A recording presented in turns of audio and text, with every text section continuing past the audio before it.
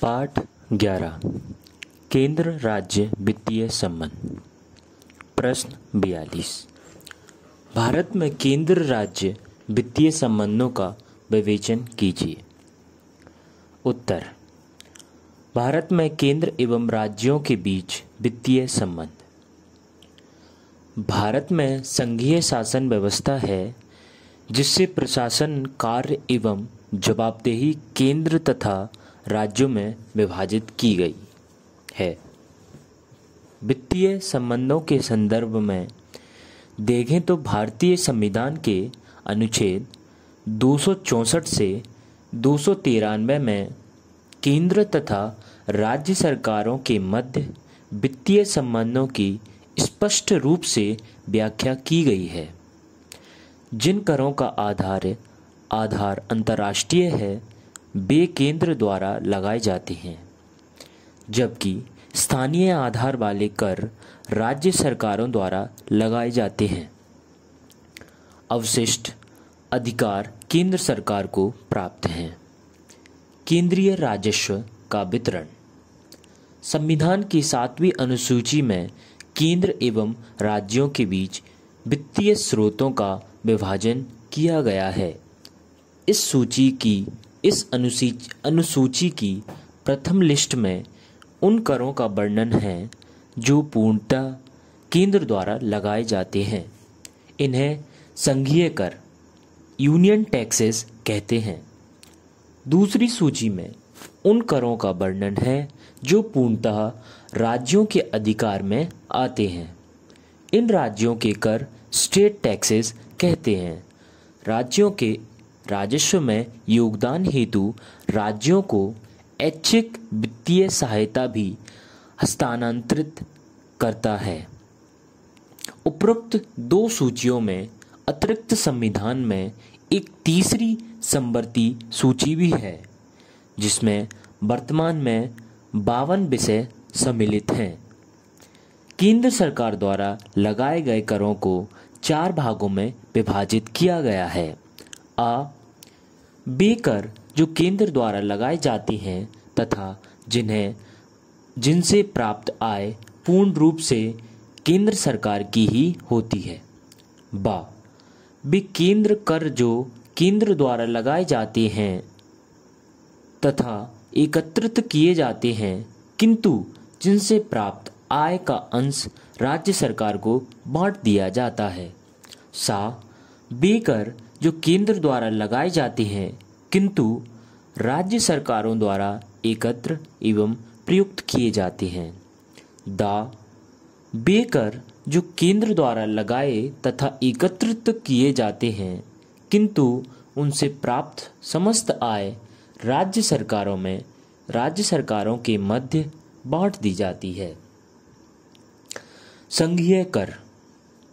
संविधान की 7वीं अनुसूची की प्रथम सूची में उल्लेखित मद संख्या 82 से 92A तक के कर संघीय कर हैं।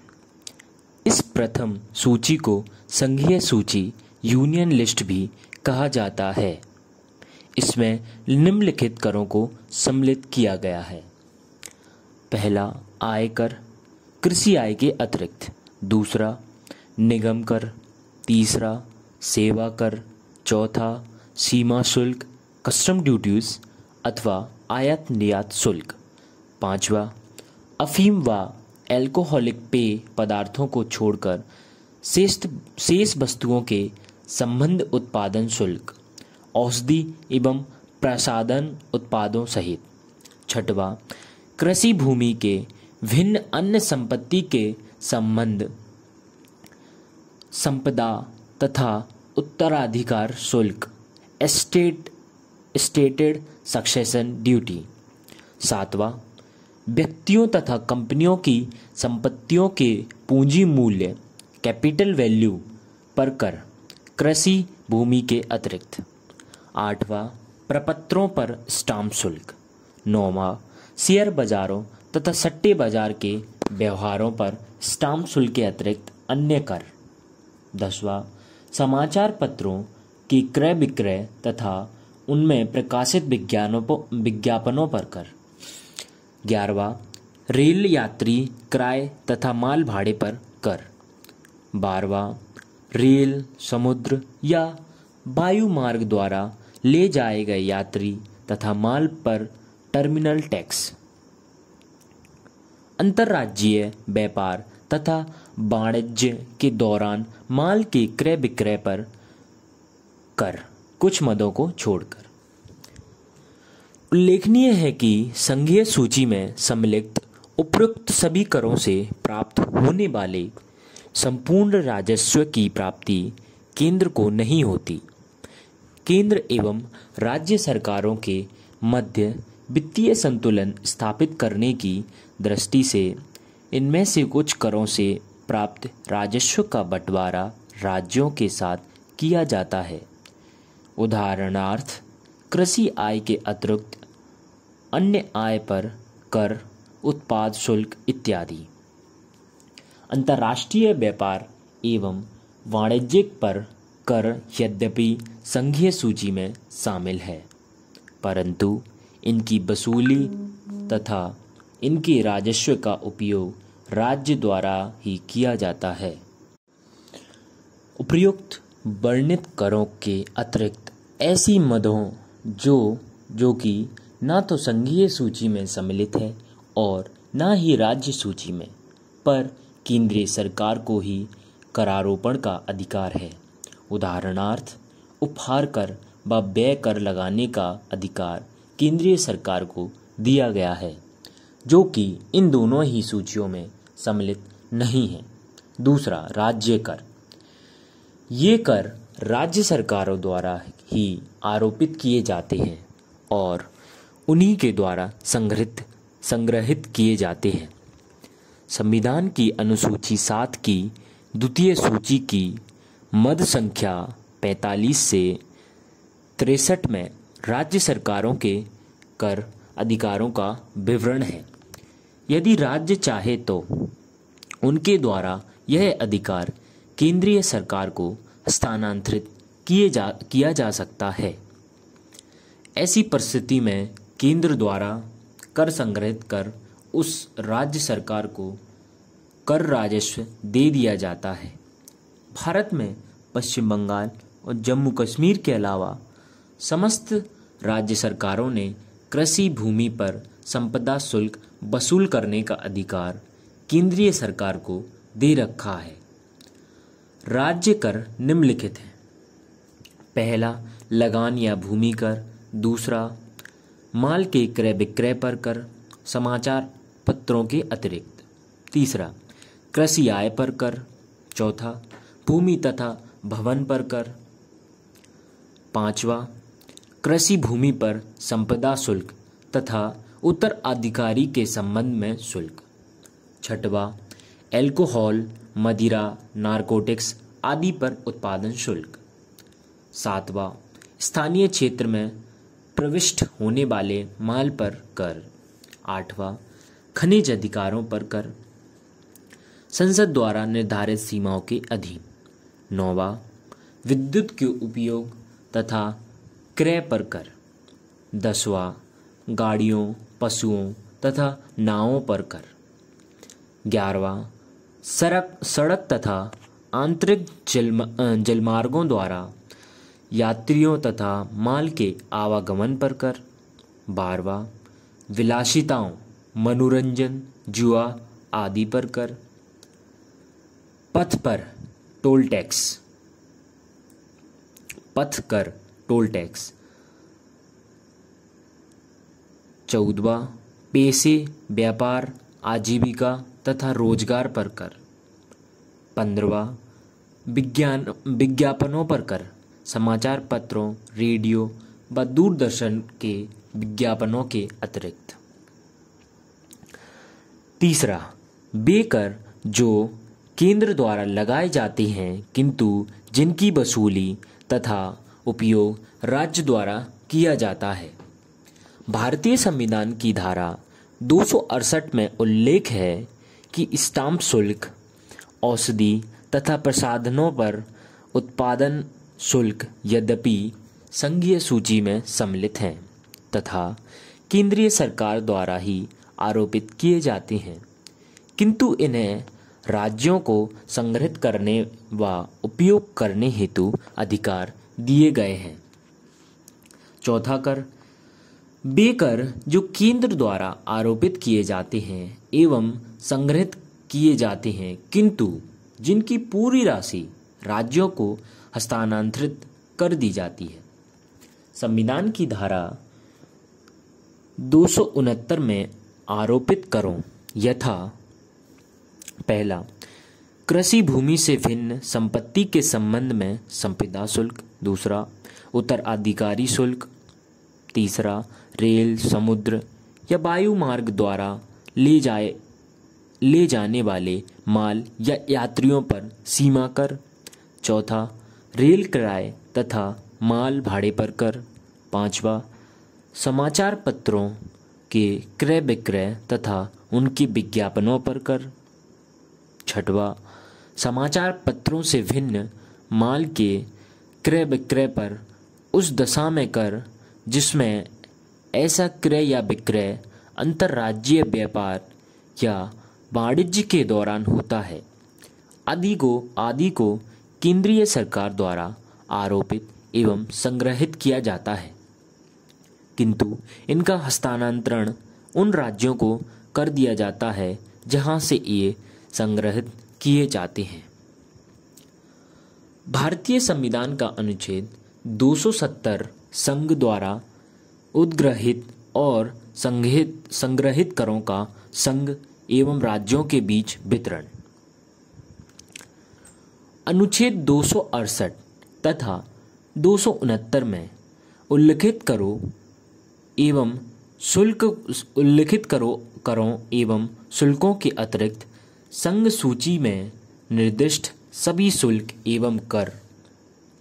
अनुच्छेद 271 में निर्दिष्ट करों और शुल्कों पर अधिभार, किसी निश्चित प्रयोजनार्थ लगाया गया उपकर भारत सरकार द्वारा उद्ग्रहित एवं संग्रहित जाते हैं और इनका विवरण वित्त आयोग की सिफारिश के अनुसार अथवा वित्त आयोग गठित न हो पाने की स्थिति में राष्ट्रपति के आदेश से केंद्र एवं राज्यों में वितरित किए जाते हैं।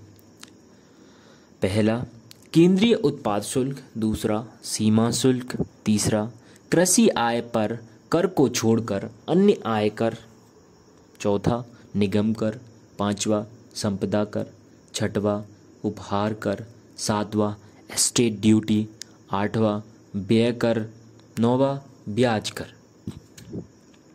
उपरोक्त करों पर लगाया गया शिक्षा उपकर तथा अधिभार 13वें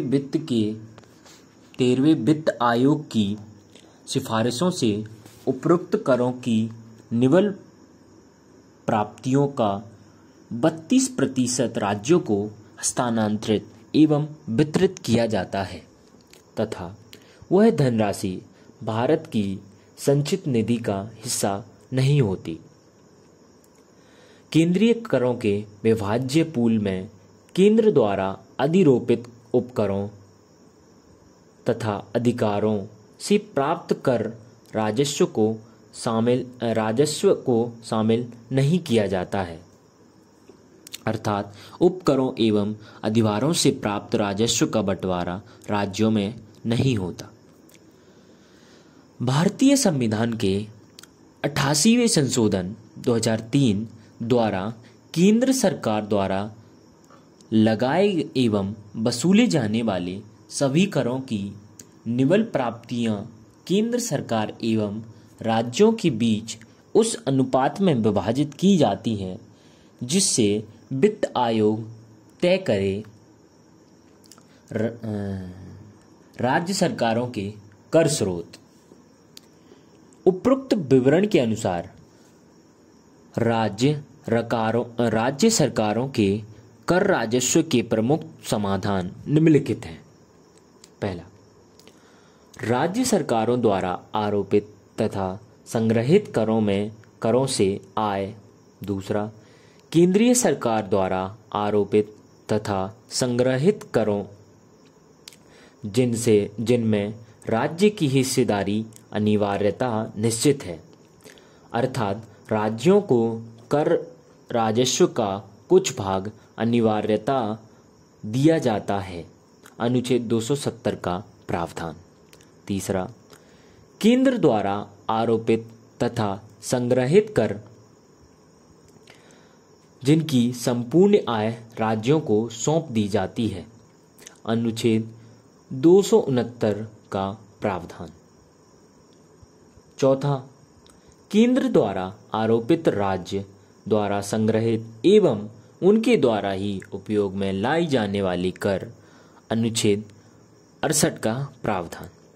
उपरोक्त के संदर्भ में उल्लेखनीय है कि संविधान के अनुच्छेद 271 के अनुसार अनुच्छेद 270 में उल्लिखित कर कृषि आय के अतिरिक्त अन्य आयकर तथा 269 में उल्लिखित करों जिनका आरोपण व संग्रहण केंद्र द्वारा किया जाता है तथा जिनसे प्राप्त राजस्व राज्यों को ही सौंपा जाता है, पर केंद्र द्वारा अधिशुल्क सरचार्ज लगाया जा सकता है तथा इस प्रकार लगाए गए अधिशुल्क से संपूर्ण आगम भारत सरकार की संचित निधि का ही भाग होता है। केंद्रीय एवं राज्य सरकारों में गैर कर राजस्व का वितरण। केंद्रीय सरकारों के गैर कर राजस्व में निम्नलिखित क्षेत्रों से प्राप्त आय को सम्मिलित किया जाता है। पहला, रेलवे। दूसरा, पोस्ट तथा टेलीग्राफ। तीसरा, प्रसारण। चौथा, अफीम। पांचवा, चलन एवं टकसाल। छठवां, केंद्रीय सरकार के औद्योगिक एवं वाणिज्यिक उपक्रम जो कि केंद्रीय सरकार के क्षेत्र अधिकार के अंतर्गत आते हैं। राज्यों के गैर कर राजस्व में निम्नलिखित क्षेत्रों से प्राप्त आमद को सम्मिलित किया जाता है। पहला, वन। दूसरा, सिंचाई। तीसरा, वाणिज्यिक एवं औद्योगिक उपक्रम जो कि राज्य सरकार के क्षेत्र अधिकार के अंतर्गत आते हैं। चौथा, गहरे समुद्री क्षेत्रों में मत्स्य पालन तथा सिल्क आदि। केंद्र एवं राज्य सरकारों के ऋण प्राप्ति संबंधी संवैधानिक प्रावधान। भारतीय संविधान में केंद्रीय और राज्य सरकारों द्वारा अतिरिक्त राजस्व की प्राप्ति हेतु ऋण प्राप्ति के संबंध में भी स्पष्ट उल्लेख है। संविधान के अनुच्छेद 292 के अनुसार केंद्रीय सरकार भारत सरकार की संचित निधि की प्रतिभूमि पर संसद द्वारा निर्धारित सीमाओं की परिधि में ही ऋण ले सकती है तथा इन सीमाओं के तहत ही किसी ऋण की जमानत दे सकती है। इसी प्रकार अनुच्छेद 293 में राज्य सरकार द्वारा राज्य की समेकित निधि की गारंटी से राज्य विधानसभा द्वारा निर्धारित सीमाओं के अंतर्गत ही धन उधार लिए जाने की व्यवस्था निर्धारित की गई है। इन व्यवस्थाओं के अंतर्गत ही वह किसी भी ऋण की प्रतिभूमि दे सकती है। राज्य सरकारों द्वारा ऋण लिए जाने के संबंध में निम्नलिखित प्रतिबंध लगाए गए हैं। पहला, राज्य सरकारों द्वारा विदेशी सरकारों से ऋण लेने के संबंध में पूर्ण निषेध है। दूसरा, भारत सरकार द्वारा प्रदत्त अथवा गारंटीड किसी पूर्व ऋण की राज्य सरकारों द्वारा अदायगी न होने पर केंद्रीय सरकार राज्य के ऋण संबंधी प्रार्थना पत्र पर प्रतिबंध लगा सकती है, अर्थात ऋण मंजूर करने से मना कर सकती है। तीसरा, राज्य सरकारों द्वारा ऋण भुगतान न करने पर भी केंद्रीय सरकार द्वारा आरोपित शर्तों को राज्य विशेष द्वारा मान लिए जाने पर केंद्र द्वारा ऐसे राज्यों को ऋण स्वीकृत किया जा सकता है। केंद्रीय अनुदान। संविधान में केंद्रीय सरकार द्वारा राज्य सरकारों को वित्तीय सहायता दिए जाने के भी प्रावधान है। ये अनुदान राज्यों की आय की कमी को दूर करने एवं वित्तीय व्यवस्था को संतुलित करने के लिए दिए जाते हैं। ऐसी अपेक्षा की जाती है कि इससे राज्यों में विद्यमान आर्थिक व वित्तीय समानताओं को दूर किया जा सकेगा तथा साथ ही इस प्रकार के अनुदानों से राज्य अपने दायित्व के निर्वहन एवं जन कल्याण के कार्यक्रमों को सफलतापूर्वक कार्यान्वित कर सकेगा। वस्तुनिष्ठ प्रश्न, ऑब्जेक्टिव टाइप क्वेश्चंस। सही विकल्प चुनिए। पहला प्रश्न, केंद्र राज्य में वित्तीय संबंधों का वर्णन संविधान के अनुच्छेदों में किया गया है। आ 242 से 248, बा 249 से 256, सा 257 से 263, दा 264 से 293। उत्तर दा 264 से 293। प्रश्न दूसरा, तीसरी समवर्ती सूची में कितने विषय शामिल हैं?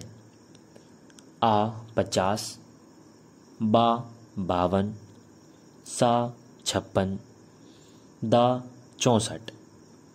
उत्तर बा 52। प्रश्न तीसरा, आयकर शामिल है? संघीय कर में, आ संघीय कर में, बा राज्य कर में, सा दोनों में, दा स्थानीय करों में। उत्तर आ संघीय कर में।